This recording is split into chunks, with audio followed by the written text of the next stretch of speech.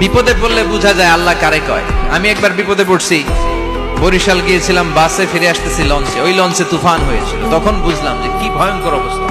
ওই লঞ্চের সবাই আস্তিক নাস্তিক মুসলমান হিন্দু সবাই জিকির করা শুরু করে দিয়েছে আল্লাহ। সুবহানাল্লাহ কইবেন না?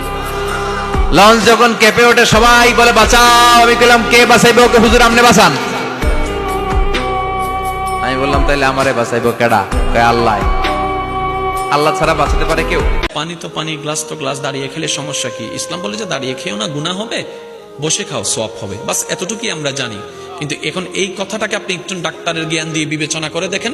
ডাক্তার বলে যে সুস্থ থাকার জন্য পানি খাওয়া দরকার, কিন্তু খবরদার দাঁড়িয়ে তোমরা পানি খেও না, বসে তোমরা পানি খাও। কারণ দাঁড়িয়ে পানি খেলে সেটা তোমার স্টমিকের মধ্যে গিয়ে ডাইরেক্ট আঘাত করবে, আর এরকম আঘাত বারবার হতে থাকলে এটা ফুটা হয়ে যাওয়ার সম্ভাবনা থাকে, যেটা তোমার জান নাশের জন্য কারণ হতে পারে। ডাক্তারের পরামর্শ হচ্ছে দাঁড়িয়ে পানি খেও না, খাইলে তোমার জন্য ক্ষতি।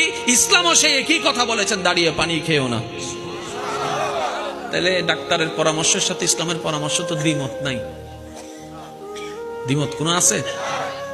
ডাক্তারের পরামর্শ দিচ্ছে কি খারাপের জন্য না ভালোর জন্য? ইসলামের পরামর্শটা ভালোর জন্য। মোমবাতি আগে নিজে পড়ে তারপর অন্যকে আলো দেয়। কথা কত গভীর দেখেছেন? মোমবাতি আগে নিজে কি হয়? পুড়ে যায়, তারপর অন্যকে আলো দেয়। আমাকে আগে পুড়তে হবে তো।